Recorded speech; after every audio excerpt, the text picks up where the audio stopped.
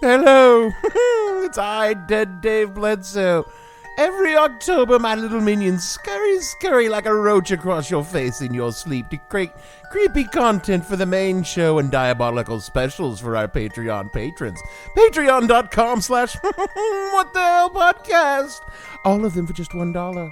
We love this time of year. Rather like Ed Gein loved to hear a stout middle-aged woman had suddenly passed, and he knew he was getting a new nipple for his belt.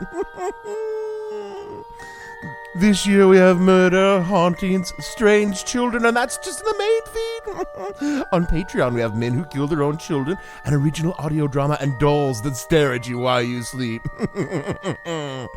So fine, what the hell were you thinking, Spooktacular 2021 and all the Seltzer Kings podcast, wherever you get your pods. We're just dying to have you listen. On today's episode, we join the Mile High Book Club, a high school dropout with a college town, and how drugs made LB awesome. All that and more on today's episode of Bad Advice with Lori Beth Denberg. Help me out, almighty Lori Beth Denberg. Give me the vital information so I get the red light to do, yeah. The church of Lori Beth is in session, and we're reading from the scriptures of vital information. Talking my goddess and my savior, my LBT. Just tell me what's going on with me. Oh my goddess and my savior, my LBT. Just tell me what's going on with me. Yeah. The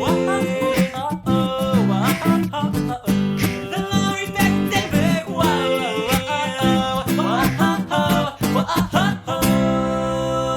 Hello, potato kittens. My name is Lori Beth Denberg, and welcome to the Bad Advice Podcast. Woo! With me, as always, is Clark Crozer. Hello. Hello, Clark. How are you? I'm recovering. Yeah, you had a hard week. I've not been ill. You just been busy. I've been walking. I've been existing as an active person, and it's really taken a toll. Right? Yeah, especially. I had a friend in from out of town who hasn't been to LA since she was like a teeny potato. So now you're playing tour guide. I'm playing tour guide. And it's like that thing they say, be a tourist in your own town. Yeah, exactly. So I did all those things I hadn't done in years. Right. Including Disneyland. Yay. Disneyland broke our bodies. Oh, I'm sure. And to a certain extent, our spirits. It never got us all the way down. Okay. It was this constant thing of like, my friend was like, I don't want you to think I'm not having fun. Oh. But it just wrecked me. Oh, I think I said to you before, I realize I'm a lot older and fatter than the last time I did this.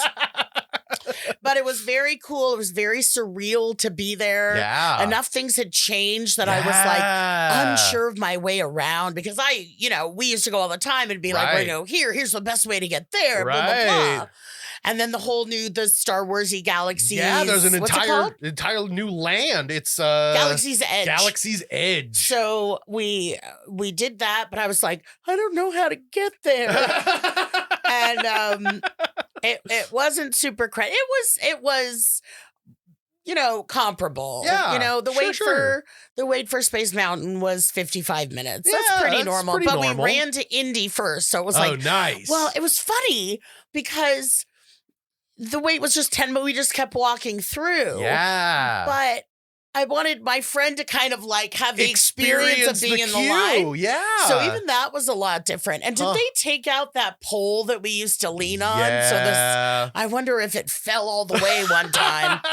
For anyone who doesn't know, there was this like little hallway within the line. Yeah. And it's kind of a booby trap thing. Right. So when there's this big pole and when you would push on it, the ceiling would drop a little bit. It had like spikes. Big loud noise, too. Big loud noise. And you'd always like really scare an Asian family or something. And then I would always try and do it super cash as if I didn't know it was happening. Clark would just like, I'm leaning on this pole. So it didn't look like, whereas I'm like, I'm going to push it. Yeah. So, but I did point out stuff to her, even though we were going through, and then it's such a good ride. Oh yeah. But, so we had a lot of fun. We did a lot of stuff, but A highlight of the day Yes. was I get this text saying, "Are you at Disneyland? I think I just saw you." Oh, wow. And it was from Reese Cadell. Oh. Reese Peasy, who is part of the new cast of all that. Yes. She's the little chickie that took over the Vital Information. I paused because I said little chickie, and a back-to-back picture revealed that she's taller than me. Oh, no. I put it on my Facebook, and I was like, this is bullshit. Oh, no. And her whole family was there, and some family members I had never met. Sure, They were sure, friends sure. that were from out of town. And it was just like the most wonderful. Like, I love her mom. I love her sisters. I love that whole group of kids were just a great group of kids, man. They are. They are, It's not like this is in memoriam of the cast of all that. 2019 through 2021. And I have to say, they were so happy and excited and respectful to you when you came there that first day. They were in awe. I thought they were so sweet, those little kids. And they were good kids. And I just loved, I really kind of bonded with Reese's mom, Melissa, and with Reese, because she took over the Vitals. So the first day I was like, she's like, "Can you help me?" I'm like, "Yeah, well, you do the serious part." Yeah. And not that I said, you do your own spin on it too, but she was like asking for kind of guidance. Yeah. And so even getting, I think I texted her this, like, even knowing she was nearby made me so happy. Oh, and then I got to love go that. out and like hug them and talk to them. Yay. And her mom was like, what have you been up to? And I'm like, this and this. I was like, yeah, we do the podcast. And I turned to Reese with my finger and I go, which you're not allowed to listen to yet. And she was like, I know. But that was just this like, oh, that's so sweet. in the middle of this like big day of being at Disneyland and like trying to figure my way around because things were different, but the same. How remarkably crazy that would be for a fan of the current show. Yeah. To be at Disneyland and see both of you together. What? Yeah, exactly. Their head just explodes. And then the Disneyland janitorial staff is right there to stop mopping it up. Right. Because they're on top of things. Oh, man. It was, and I did with my friend that was in from out of town. Yeah. Like all kinds of LA stuff. Like at the end, she was like, next time I come, we should do less things. And I was like, I agree. Because we did the La Brea Tar Pits. Yeah, you were going crazy. We did Disneyland. We ate at a few specific places. Restaurants. Got an In-N-Out lunch. We got the In-N-Out in. Yeah. We did sushi. We did Korean barbecue. But we did Disneyland. Right. And then the next day, the Hollywood Bowl. And the next day, Dodger Stadium. Oh, my God. Which I hadn't been to a Dodger game in forever. Well, the Hollywood Bowl, I was like, you need to see my favorite place. Yeah. And it was really nice, except all the light pollution because it was called Mozart Under the Stars. Oh, no. And she looks up and she's like, it's interesting that it's called Mozart Under the Stars and there's like one star. Yeah. I was like, it's Mozart Under the Star. Exactly. And a couple of spotlights. Yeah, the big spotlights that go up and crisscross. But it was just lovely. I mean, it's my last show of the season. Yeah. Was anything good? Was it anything? It was Dudamel conducting Mozart. Oh, I love not that. the actual Mozart. I love Dudamel. He was conducting the orchestra. Right. You know what's funny? You'll appreciate this. Yeah. There's a lot of conductors that come out and talk to the audience and that kind of stuff. Sure. But Dudamel just comes out. He doesn't say a word. Yeah. And he's like... He does his thing. Yeah. It's like, I feel he's going like, I let the music speak for itself. And I don't know where he's from or if he even has an accent. Oh, yeah, he does. But okay. So... And he's got this kind of curly hair. Yeah. But it wasn't like so crazy like when he was younger. Okay. And... he's very animated, when he's whatevering. Yeah. So he's silent animated with curly hair. And I was like, he's reminding me of Harpo Marx. Oh, no. That's awesome. It was pretty cool. I love that. That's great. He's animated and he shows personality, but he just doesn't say a word. Yeah. And honestly, I like both. Because the old conductor for the Hollywood Bowl Orchestra for many, many years was a man named John Mauceri. And John Mauceri was the exact opposite. Like, he's the guy that comes out there and he's like, so I was working on this for a couple of years now. And like, he has a whole story that he wants to tell. Let's hear the music. Exactly. Let's hear the music. Just play Tchaikovsky. Yeah. Just play Tchaikovsky. But that's great. So that was good. I was able to show my friend like my favorite plays, and then a Dodgers game, which is like so LA. And it was a good Dodgers game too. It was a good Dodger. It was high scoring and high stakes. I don't know if there were any stakes. Good for a baseball game. But it was like in progression throughout the innings. We were up 5-0. Then it was 3-5. Then it was 9-5 them, the Padres. Then it was 9-9, 9 all. God. And then someone on our team, the Dodgers, hit a home run with someone on base. So then it was 11-9. Nice. And going into the top of the ninth, and they brought in a new pitcher who just like fucking smoked three batters. Oh, that's awesome. It was a really exciting way for it to end. So that was really good. And then, but like we were just dragging. Now you're ready to just collapse into a puddle. I'm ready to collapse into this podcast. So, but I got to tell you this. Yeah. Okay. We're in Dodger Stadium. Our seats were way up top. Okay. Back row of the top deck, but right behind home plate. I loved our seats. Oh, nice. I'm going to get them again. Nice. But the row in front of us was like this hot mess. Oh, no. There was this family of like, I don't know, 7 people. Okay. And they came and they sat in front of us, 2 seats in from the aisle. Okay. And then this family of 4 showed up, a mom and a dad and 2 little kids. And they were like, these are our seats. Oh, no. And then the other guy was like, what? It was this whole back and forth thing. And the dad that owned the 4 seats, you could tell he was just looking like, is this going to be a problem? Oh, no. These are our seats.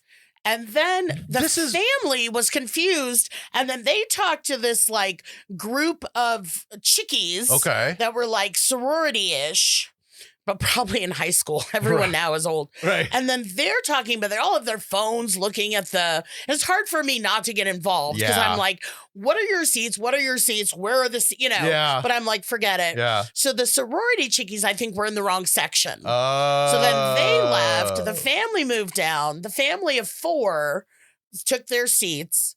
But like in a couple innings, the family of 4 left. And the family of 7 was kind of up and down a lot. And then 2 different couples at different times in the game came and sat in those 4 seats. What? And I'm talking to the guy next to me, like every once in a while, I go, what's going on with the row in front of us?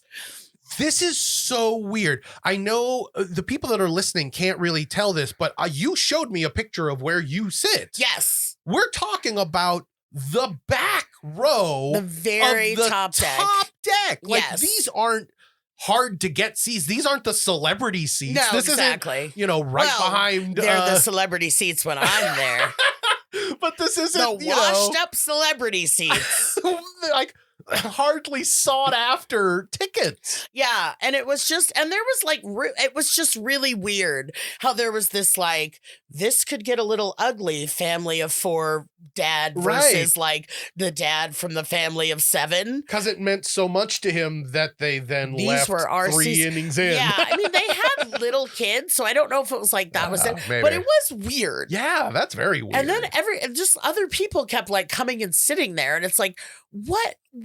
We were confused. Me and the guy next to me kind of bonded, going like, what's with the row in front of us? Yeah, seriously. And then I go to him and he laughed. I go, we'll find out that row's been dead for 40 years. Exactly. And he thought it was a really good game. Oh, good. It was a lot. Yeah. It was a week of like being a super tourist. But you had fun, right? Well, definitely had fun. I'm going to see my friend at Thanksgiving. I'm going to visit her in Vermont. Good. So it's like, and now it's done, right? She left. She was back home. I took her to the airport yesterday. At least now you're done and you get to rest. Yes, I get to rest a little bit, but there was something I wanted to mention. Oh. Oh, okay. Yeah. just sometimes the internet's really nice. Oh, the And- internet's really nice? Yeah, because listen, Okay. I mean, sometimes it's really It's awful. horrible, yeah. But, somebody made this meme of me, Oh, okay. which is, it's just this picture of me from like all that and me now. It's actually a picture from the New York Comic-Con that I did probably 5 years ago. Okay. But, and it just says at the top something like, she doesn't get enough credit for all the laughs she gave us as a kid That's on like good Figure It Out meme. and Steve Harvey show. Like, it's just a really sweet meme. That's so sweet. And this Facebook page and Instagram shared it. It's called Petty Mayonnaise. Okay. Which, okay, Clark doesn't quite understand. Patty Mayonnaise is the name of a character from the show Doug. Oh, okay. Yeah, so it does make sense. Okay. Just all the words petty and And mayonnaise doesn't make to someone with no context, it that just seems sounds really like weird. nonsensical words that you threw together. But no, it's like, okay. it's a a thing. play on Patty Mayonnaise. Gotcha. Okay. And so they put up this I meme. wasn't the biggest Doug fan. Sorry. No, yet. Yeah, that's true. Binge watch. So they put up this meme. I don't know where the meme came from, but I think they put it up. And so lots of people saw it. Oh, nice. And lots of people were like tagging me in it and sharing it and all this kind of stuff. And it was really swell. And not being horrible? No. How? That's awesome. Yeah, it was really, really, really sweet. What a breath of fresh air yeah, I from know. the internet. It wasn't like, one of those like, that liberal bitch. Yeah, what we talked exactly. about last week. Yeah. Was like that whole thing. So it was just really sweet. And I want to thank the people that are nice and Petty Mayonnaise at Petty Mayonnaise. I don't know. PettyMayonnaise.com. Yeah, they were on, like I say everything else wrong. They smished it on Facebook to a bunch of people and then they, shared it. And it was just really, really nice. That's so sweet. I love that. I know. That's it was great. a niceness. It kept me going while my body failed miserably. Miserable Just pain remember from the Disneyland. meme. Just remember the meme. Well, before we get way too far, we've already gone 15 minutes. Oh, Jesus. Let's actually start answering some questions. We've got some problems that need to be solved. Okay. And people need some bad advice. So luckily, I'm excited to say that 2 out of our 3 questions today are actually phone call questions. I love phone call questions. All right. So we're going to start things off with my good friend Vince. Take it away, Vince.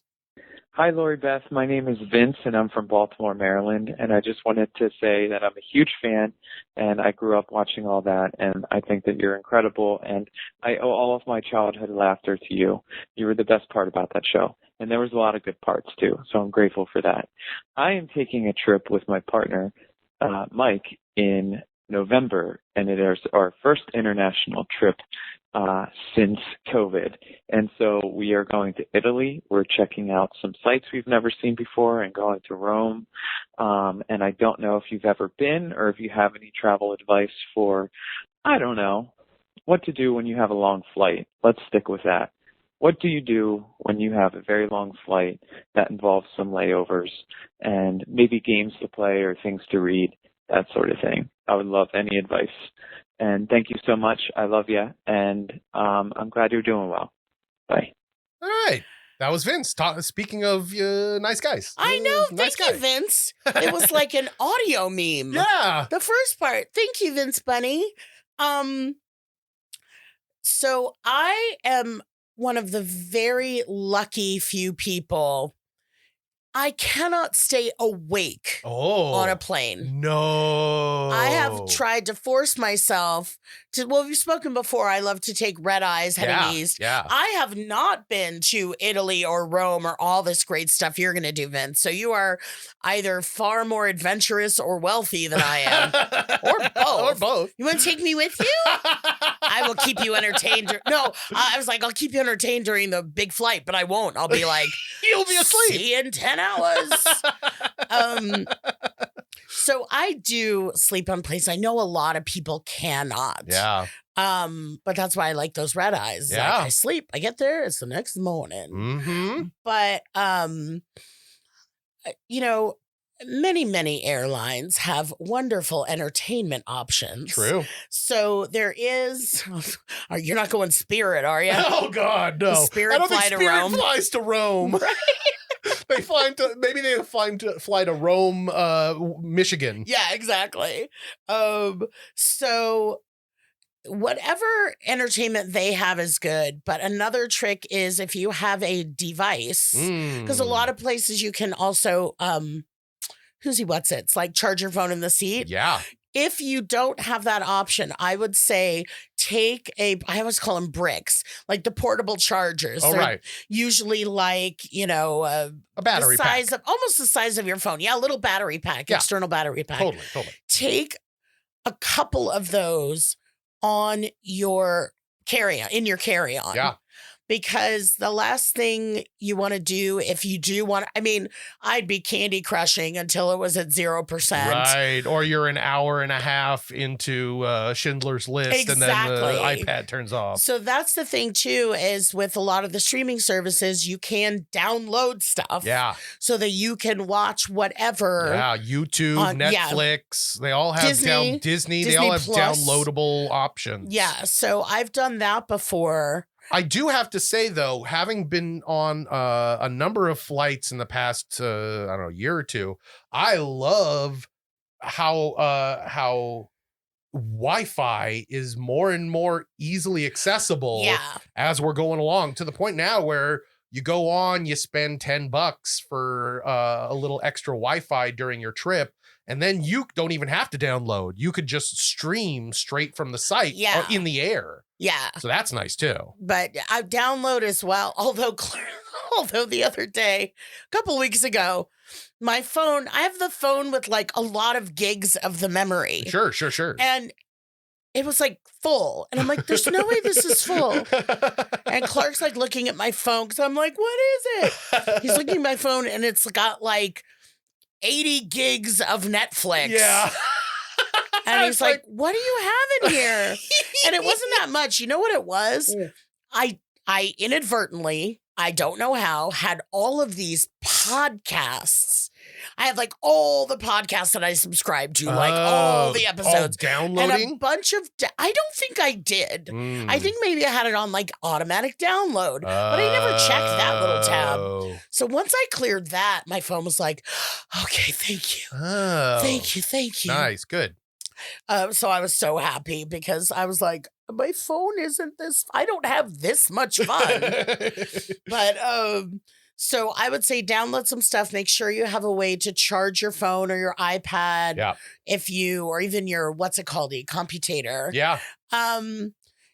It could be, it's really interesting. When I was going to go to Mexico a month ago and didn't because the dog ate my passport. Yeah.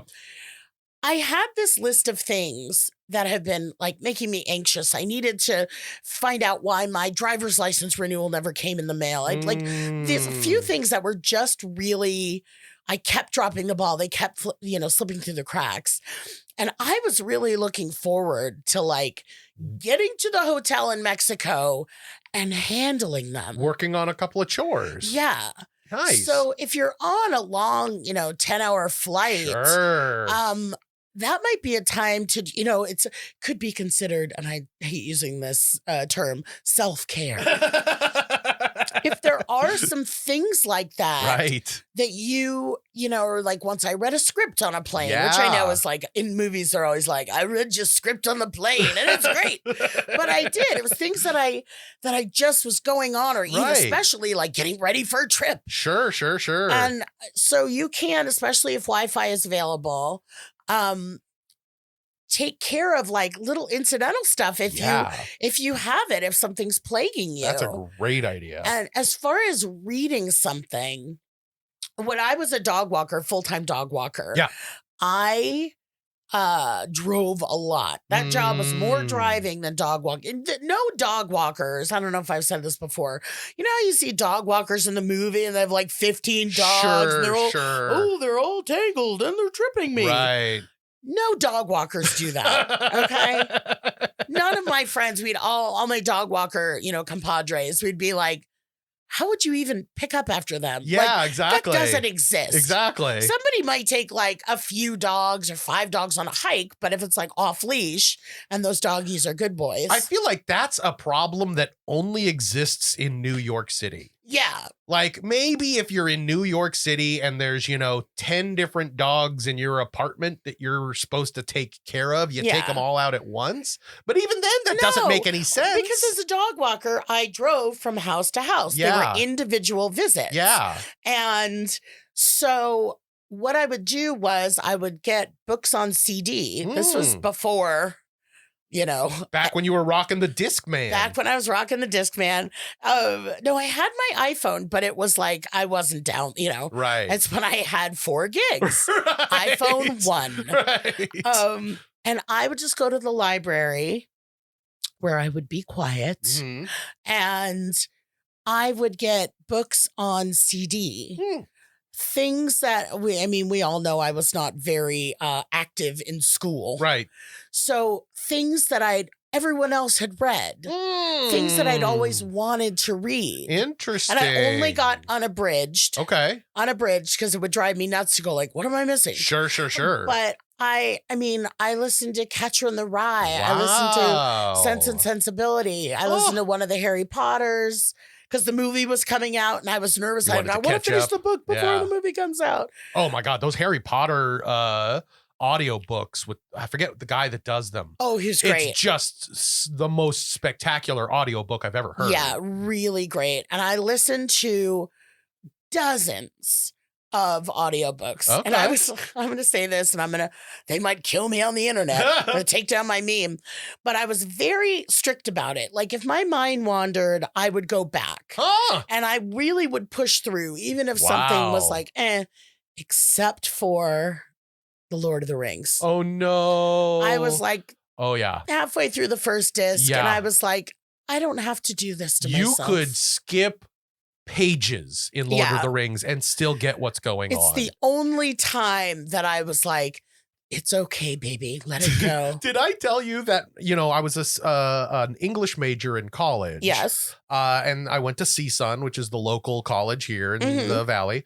And I finally got through the community college, and then I left to go to the real college, and then I got to that college, and it was my final year. I was gonna get my degree. I was almost done, and you need to have a senior class. And luckily, they kind of come up with new, fun, unusual options for the senior class in the English department. So one of them was like Vietnam stories and like very specific thing to focus on.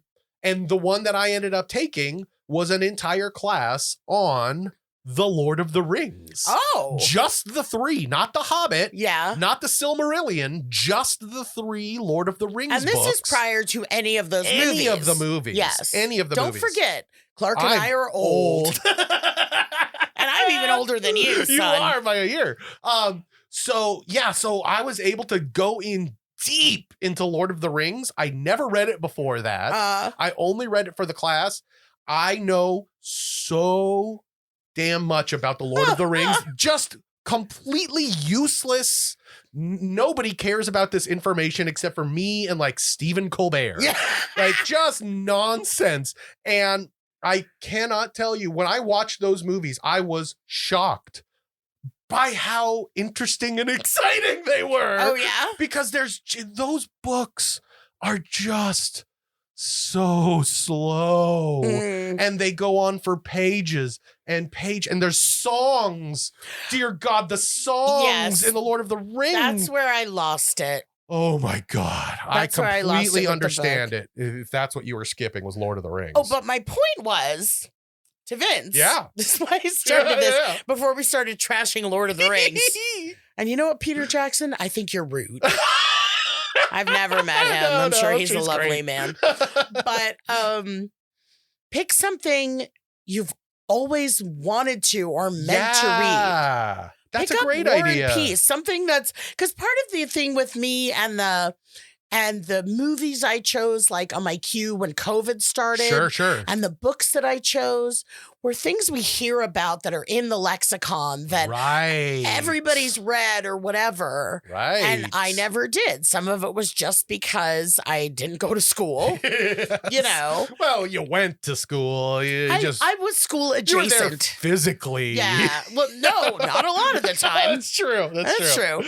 When I felt like it.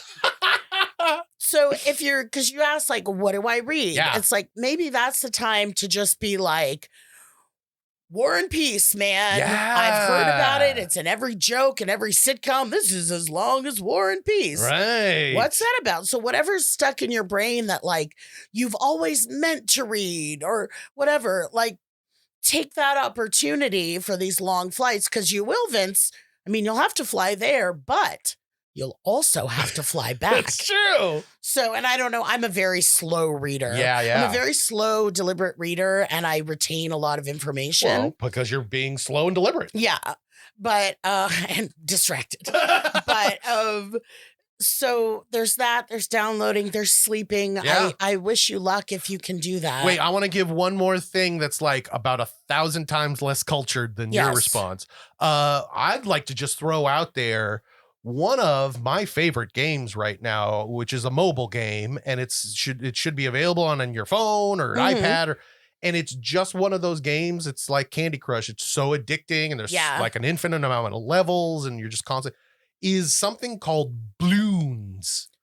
Can you spell that? Bloons. Bloons.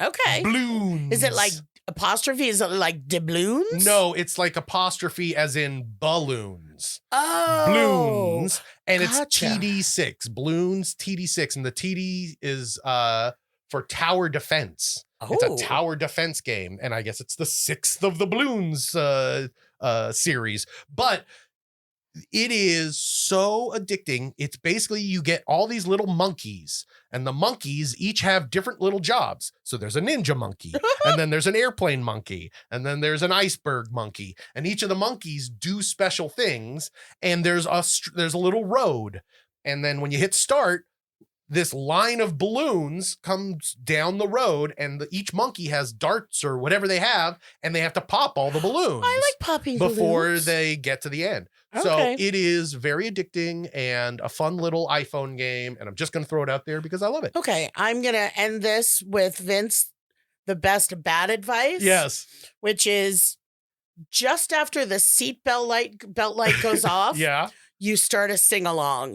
And you start with million bottles of beer on the wall, million bottles of beer, and see if you can get down to 0 by the end of the flight. Now that is some high quality bad advice. That is a plane worth hijacking and putting out of its misery. But so that's my best bad advice. Okay, good. I hope that helps, Have Vince. fun, Vince. Yeah, that sounds like an amazing trip. But before we move on too far, our second question, I actually was hesitant to put into the script this week because I didn't know there really isn't a question here, but I know you're going to like it so much.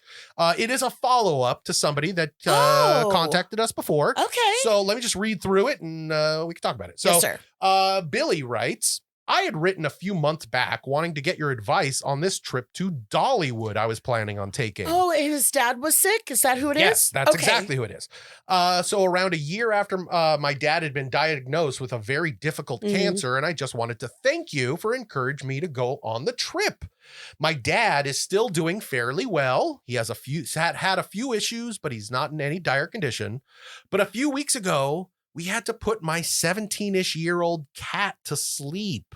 She had a swift decline at the end, and I was heartbroken. The vet's office was lovely about it, but I was still depressed about that. The night before our cat's final appointment, I saw a Facebook status from my friend in Kentucky that one of his cats had to be rehomed again due to her not getting along with the other cats in the homes she had been in so far.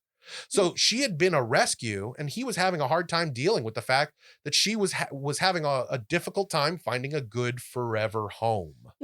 So I told my friend if his friend, where the cat was living at the time but not doing super well, could keep the cat for just a few more weeks until I was closer by and already had the time off, I should be able to take her in. And things worked out nicely, and although she is still getting comfortable in my home, she did well during the long drive from Louisville to Florida. Wow. Thanks to your advice, I had a fairly good weekend in Pigeon Forge and got to cap off the trip with a visit to a great friend who I seldom have the chance to see and getting to give a good home to a sweet cat. Thank you greatly for everything. Billy in Florida. P.S. Cat photos attached. So look, here's the cat. Here's the new cat. Oh, it's a ginger bunny with white. Yeah. Hi, giant cat. Well, the pictures are giant on my big computer. But that's the kitty cat. Wow. What a great I'm so excited. Right? I'm so, because I do, when I give, thank you, Billy, when I, just in this case, I was like, I remembered his dad was sick. Dollywood is a very memorable place in your mind. Exactly. So, yeah. Pigeon Forge. Home of Dollywood. So there's always this part of me, because I was like, I remember saying, you can't stop your life. You don't know, go. And then part of me is like, oh shit, if his dad dies while he's gone, I'll feel so bad. Right. I'll feel so bad. So I'm glad to know I'm like, whew. But like then helping, adopt a kitty cat and you going and your dad's doing well. And that was a great follow-up. Thank you. Yeah, I thought you would really like that. And then just again, this is kind of from left field, but just to throw it at you and the listeners too, I watch a lot of the YouTubers that I watch. I have a lot of theme park YouTubers that I watch. One of them talks about just stuff that, the history of things, how it came to be. And one of the places that I watch is a YouTube channel called Expedition Theme Park. Ooh. And on Expedition Theme Park, just 1 week ago, I almost sent it to you like 5 times this week, but I knew your friend was in town. Yeah. So you didn't really have time. But they did the creation of Dollywood. Oh, wow. It's like a 17-minute video, and it takes you from, it was a theme park for like the football team at one point, and the evolution of how it became Dollywood. And it's just really interesting. So if you're out there Dolly listening, was like, I'm going to buy this and make a lot of money and then make the vaccine. Exactly. I love Dolly. So Dolly's the best. Anyway. Oh, so I am glad then, Billy, that you got to go be in Dollywood. I had such a crazy good time there. Yeah. And so that one trip for Nickelodeon, which I took millions of trips. Yeah. Maybe not millions. But not maybe million bottles of beer on the wall. But I'm glad you went. I'm glad you chose life. Right. And I'm glad your dad chose life too. Yeah, exactly. And that's just wonderful. And so this gives us all the reminder to do what we need to do, not wait around in worst case scenario, and adopt pets. Yay! I thought this was a good follow-up question, even though there really wasn't a question involved. It's great. It's great. Thank you, Billy. Yay. All right. So we're going to move on now to our rotating segment of the week, which I'm happy to say is one of our fans' favorites, and that is Inevitable Information. And now, Lori Beth Denberg with more inevitable information for your everyday lives. Thank you, Soup. So it's funny because I thought of because I went to Disneyland. Yeah. I was being all touristy. I thought about just sharing what my life was like when I was working on all that in Orlando. Right? Because you were attached to a theme park. Yes, I was attached to a theme park. And then it made me think of it when I saw Reese at Disneyland. Yeah. But now we've just come out of Billy's follow-up about Dollywood. Yeah. So this show is, theme park centric. Exactly. This show is sponsored by theme parks. Just like Real General. Exactly. Do you need a place to ruin your feet? Yes. Theme parks. Do you like $8 corn dogs? Theme parks. Yeah, theme parks. But so just a big part of my life when I was in Orlando was going to the theme parks. Like Clark said, Nickelodeon Studios was on the backlot of Universal Studios. Yep. So, during my lunch hour, I'd go out and go on the Back to the Future ride. But it's also important to know, I know we must have covered some of this on previous podcasts, but if you haven't listened, if you were like, oh, I found it at 35 and found no reason to go backwards. When I was a kid, I still don't like roller coasters. I don't like big drops. Yeah. I don't want to be scared. I do not tower of terror. Okay. But Universal Studios, I loved. Yeah. Because it was cool. It didn't have that kind of ride stuff. Right. So there wasn't that pressure like, come on, we're going. Right. And it was about TV and movies. Yeah. And my favorite part was like going through the back lot and like sometimes Clark had to do this. We've talked about how you had my dream job of being a tram tour guide. I worked at Universal for 7 years. Yes. And there's this part where the tram guide will be like, and here's where they filmed blah, blah, blah. Yeah. But then they'll say, well, no, we have to go off the mic right now because someone's filming. Oh, right. Yeah. When they're going through the back lot. And I was always like, where, what? Like so interested in it because it's what I wanted to do. Yeah. And so I always liked Universal Studios. So then the fact that I could just go into Universal Studios, Florida, was like really cool. And then probably something that you haven't thought about, certainly didn't think about at the time, was you were going there 94, 95, 96, somewhere around there. I don't think Universal Florida opened until what, 88, 89? Something. Like really, like you were there within the first 10 years of the park's I was opening. in the sweet spot. Yeah. So you got to be there during, there's a lot of stuff that like nothing that was there when you were there is probably still there, you know? There was a Jaws ride that was really fun. Oh, is that not there anymore? That's now Harry Potter World. Oh. So there's that just Jaws was cool. It was like a whole story. Yeah, same thing with Kong. Yeah. King Kong had his own ride. You know, in the Universal Hollywood here, those are both just 2-minute parts of the tram ride. Yeah, you just drive through by. them. Yeah, exactly. But so then what was even more weirdo is that it sounded like I just called Clark weirdo.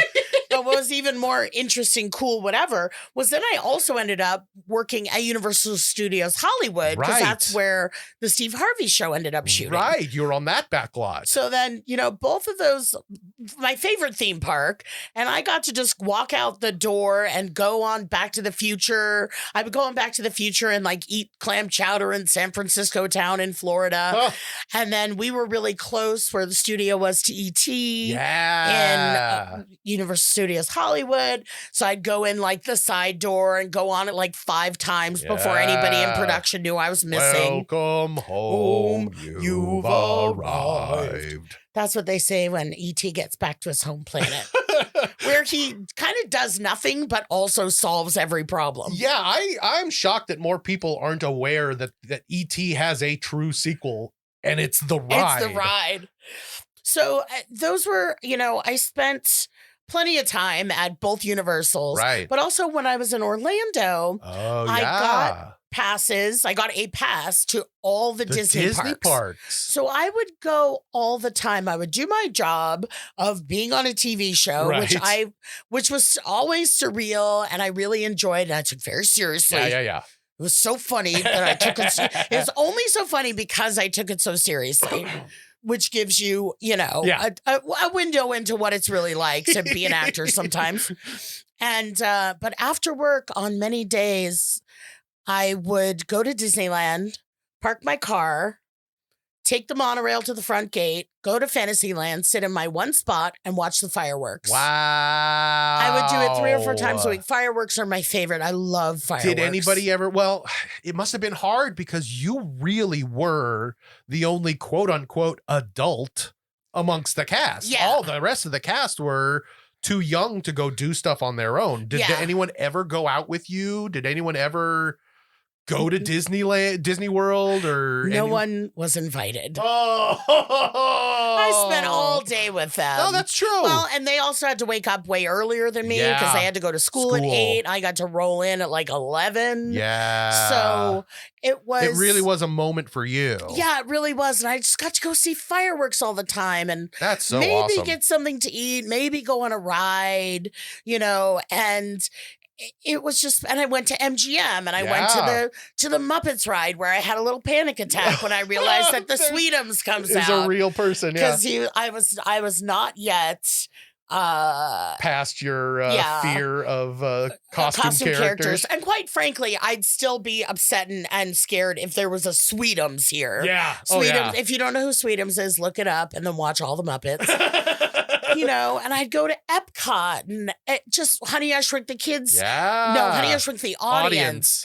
Was new. Yeah. And I went to that when nobody knew what to expect. And I've never been with an audience that enjoyed anything as much collectively as that. Yeah. So this is how I spent, your free time. My free time. When you were making all that. When I was making all that. I drove home from the theme park where I worked to the theme park where I, played. Yeah. And it's funny. It's like thinking about running into Reese at Disneyland and how cool that was. Yeah. It just made me like reflect on all that time that I just so spent. Great. And you know what? The other thing is, sorry to bring this down. No, it's okay. But we've talked a lot on this show about how I did not have I had a pretty rough childhood. Right. So there was some like wonderful freedom to enjoy things. You don't have to go to Disneyland and be like, I am quite enjoying this ride. Right. I could go like, this is the most fun ever. Right. Which is still how I act today. But, there really was this sense of getting to enjoy things. And that I had never, I'd been to Disneyland before. I'd been places with my family, but it's not, it's not good. No, but that was like the moment. That was the first moment probably in your life, not the exact first moment, but the first moments of your life of true adulthood freedom. Yes. Being away from your parents. Yes. To the point where you don't have to worry about the things that you do, because no matter what you do, even if it gets back to them, who the fuck cares? Yeah. That's not your problem anymore. Yes. And anybody listening, just know that, yes, Clark is correct that I had this freedom. I was away from home. I was taken care of. Yeah. I was, had a place to live and all this kind of stuff. But 17-year-olds are not adults. That's true. That's true. If I am, sorry, you're true. You're totally right. And then I took that opportunity to only go to theme parks. Yeah. But there was a lot of that during Nickelodeon. Yeah. Where I was like, I'm getting to enjoy this in a way that I never got to enjoy anything as a kid. Yeah. And that's a really special, place in my heart that Orlando holds. Interesting. Besides that, then it was like I got a crash course in television production. Right. I always say to people, Orlando's like my college town. Yeah, it because really is. I learned a lot about my major and I partied hard, not drinking or doing drugs at theme parks. Right. So I was totally sober throughout my whole Nickelodeon career. Right. So yeah, it was just really special and being so excited to see Reese, who should not be listening to this for at least a few more years. And if anyone in her family is listening, you can tell her I said hi. Although this episode has been remarkably sex toy free. Yeah, it's so maybe true. she except for me just mentioning it now. But that's Damn okay. it. Anyway, I thought that was really fun. Thank you so much for telling us all about that. I love that. I loved it. Let's I want to move go on. back. When do I go back to Orlando? Well, Somebody shoot something in Orlando. Yeah, there and you go. Invite me to be a part of it. Or you put it on the Million Hug Stop. Oh, There you go. yes. Hashtag 1 million hugs. All right. Well, before we end, we do have one more question here. Okay. And it's a pretty good one here. I like this. This is from Pat. Pat, take it away. Hey, how you doing? So my name is Pat. I'm from Yonkers, New York, that is. I don't know if there's another one out there. So I'm an engineer, 26 years old. I just got my first like real engineering job, and I'll be real with you, it's been a long journey getting here. But one of the big things is that before I ever got here, I was a drug dealer, drug user, drug addict. I don't know what you want to call it. I was pretty much all of the, check all the boxes. And I think my question here is, you being 16 years sober, do you feel like if you were to go into your old career, like if one day you could just fill the body of your old self back when you were doing all that and all that stuff, get it? Do you think that you would have made yourself sober back then? Or do you think it kind of made you who you are now and kind of, brought funny out of the tragedy? I hope you have a great day. All right. That is Pat. Thank you, Pat. Pat kind of sounds like Bruno Kirby. That's exactly who he sounds like. Thank you. That was driving me bonkers. Oh, you thought he sounded like someone too? Yes, I did. Oh. Swear to God, for days now, I've been listening to Pat from Yonkers going, who the hell does Pat from Yonkers sound like? It's absolutely like Bruno Kirby. Thank you. Again, if you're under 49, go watch When Harry Met Sally. Oh, yeah. And that is one of Bruno Kirby. And City Slickers. City Slickers, exactly. Woo. Thank you, Pat, right? Yeah, Pat. That's a great question. Yeah. That is a great question. It just made me think of something else. Okay. So I'm not going to answer it at all. I think, there is, in 12-step meetings, it's just like you see in TV and movies that people introduce, hi, I'm Clark and I'm a method. Right. Hi, Clark. Yeah.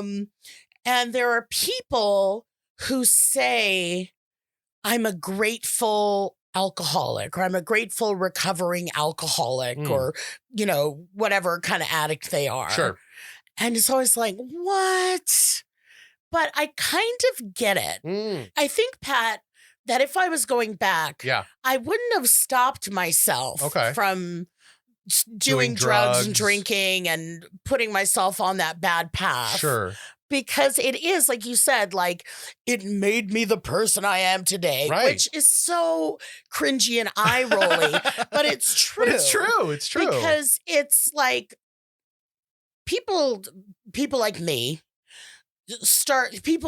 who abuse drugs, not just use them. Right.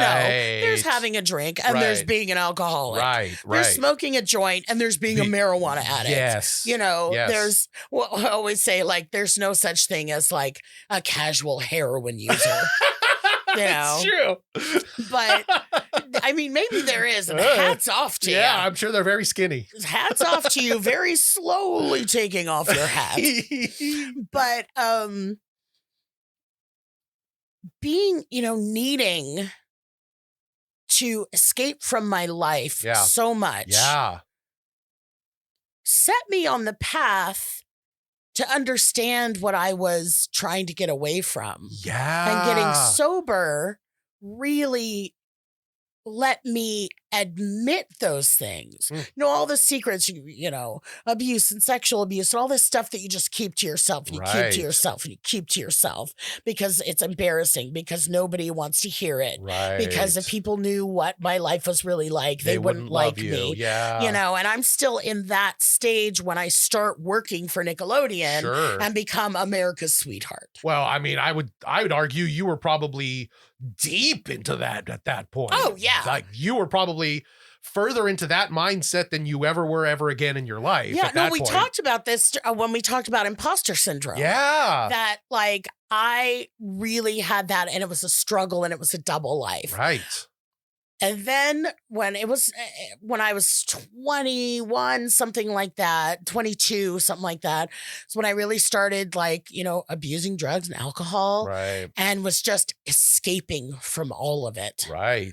But then eventually when I'm like, I can't do this anymore and I get sober, I have this real opportunity when I'm finally in a safe place with other people who understand what's up, to look at really what I was hiding from, what I was trying to blot out, and meet other people who are like, yeah, I get it. Me too. Yeah. And it doesn't have to be a secret. I mean, I'm not saying I go around telling everybody everything, but you meet people and forge these friendships that allowed me to really be able to look at hard stuff safely. And yes, I've gone to therapy too. And yes, I'm on crazy pills. And, you know, there's other components. Sure. But I would just say that being in that safe environment with people that understood me and related to me and that I could relate to and that I could share stuff with and not be judged. Right. You know, was, I mean, also I wasn't like, I killed and raped 4 people. Right. And they're like, me too. Right. Fist bump for getting away with it. You know, just all the secrets and all the shame and all that kind of stuff that I was using to cover up. First of all, I was no longer using, and they're all hitting me at once because now I'm aware of them. But I have the support system that made it okay, that made it still scary, but doable. Right.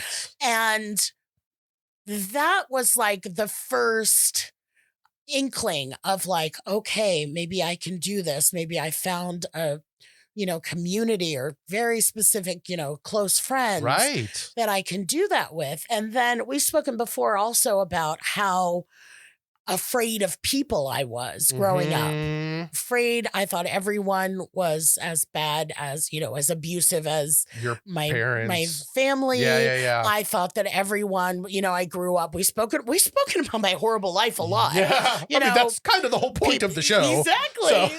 You know, about just being made fun of because I was fat by strangers, by whoever, by, you know, going through all of this trauma and abuse and that just being my life. Yeah. And so I'm finally, you know, with people that I'm starting to trust that don't want anything from me except to share what they did to get better themselves. Right.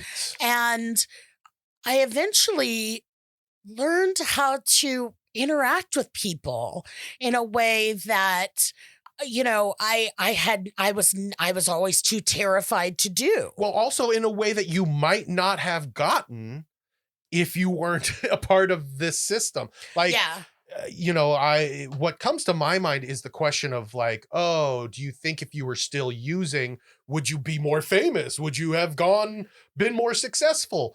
But I don't think that was ever the case for you. I don't, honestly, looking back at when you were using, I don't think you were using in a way that was a bad thing for your career. Yeah. You know what I'm saying? Yes it was and more no. of a personal thing that was. Yeah. But I said it before in this, I was, God, in the other, there's so many theme park questions, so much to do, that I didn't use, I wasn't using, while I worked for Nickelodeon. No. I just hadn't gotten there yet. Yeah.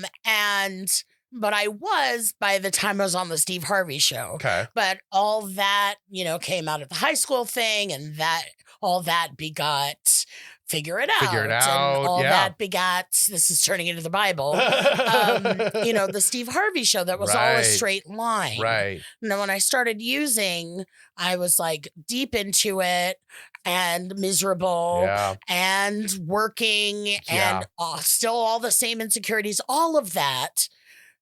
And the isolation is a big part of it. And of course, I'm just going, everything's fine because all these other jobs fell in my lap and another one will come, but it didn't. Right. So that's where the using, the isolation, the hiding from everything. Right. I was also hiding from finding a good agent. I was also hiding from going out anywhere to meet people. Right. You weren't the kind of person that was getting high on the set and being a terror and nobody wanted to work with you. No. But that didn't mean that it wasn't affecting your career. Yeah, it was. I hear you. It was affecting me from actively pursuing my career and working.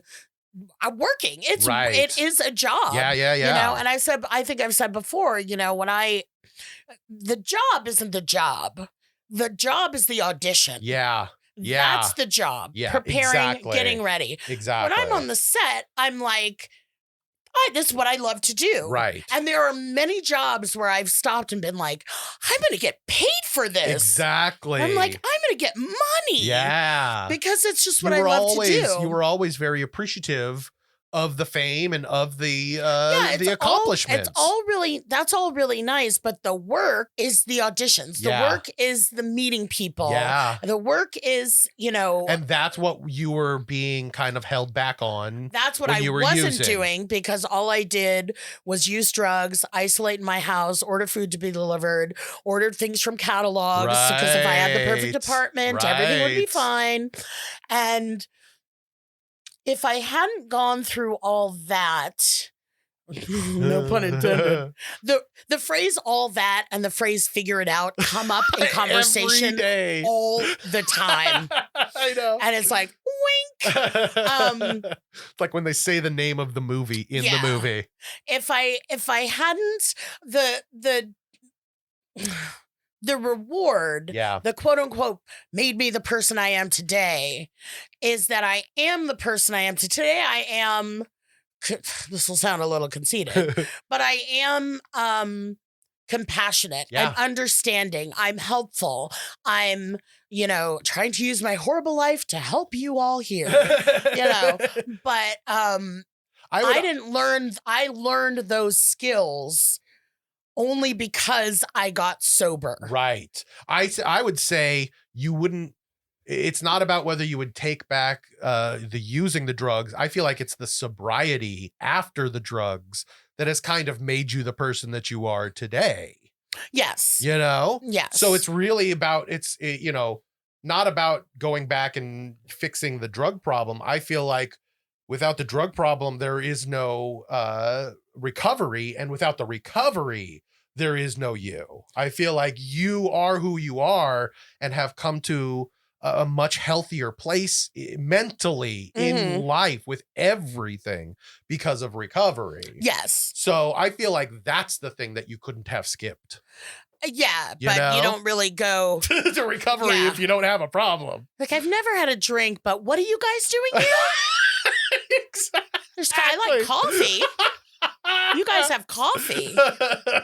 Oh, what did you do? Oh, no. No.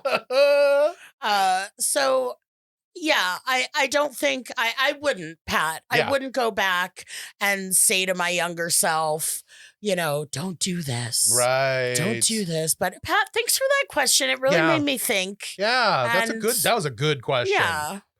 Yeah. Anyway, Pat, I hope that helps. Let us know. You didn't really ask for advice, so there's nothing for you to let us know. But whether you're doing all right, let us know if you're doing all right. Let's move on though. But we're done. That was it. That was our last question. So we're just gonna say goodbye now. If you guys out there, if you're listening, if you have a question or a decision that's weighing heavily on you, please send it to us and let LB ease your burden. Send us your problems at AskLoriBeth.com. Go follow us on all the socials at AskLoriBeth, or just leave a message with your voice at 1-855-336-2374. That's 1-855-DENBERG or 1-855 Denberg. You can find me at LB Denberg on Instagram, at Lori Beth Denberg on Twitter.com, and the Lori Beth Denberg fan page on Facebook. Yay. And if you could please just have a production startup in Orlando, like a movie or a TV show, so that I can go back to my college town and not have to pay for my own hotel room. Yeah. Oh, how amazing would it be now to go back to your seat? Like your spot in Fantasyland. Fantasyland. That'd be so nice. I would love that. But also, if you want to book me for a personalized message for your friend or loved one, I'll propose to your fiance for you. Wow. Are you going to marry him? Oh, and then maybe if you buy a cameo for me to propose to your significant other. Yes. And then you hire me, you will get a 15% discount on the price of your marriage. Look at that. Am I shilling? Slashing prices. It's Everything's on sale. You'll get married. But you can book me for any occasion to send out a personal message at cameo.com/Lori Beth. Woo. All right, that was fun. All right, talk to you guys next week. Thank you so much. Thank you for your phone calls and your questions, Bubs. Bad Advice stars Lori Beth Denberg and Clark Crozer. The show is produced by me, Jeremy Balon, and part of the Seltzer Kings network. Our theme song is written and performed by Natty Ward. If you or someone you love is in need of some bad advice, you can submit your own question on our socials, all of which are Ask Lori Beth, or on our website at AskLoriBeth.com, or for a nostalgic twist, you can call 1-855-DENBERG. That's right, 1-855-336-2374, and leave your question there. Thanks for listening.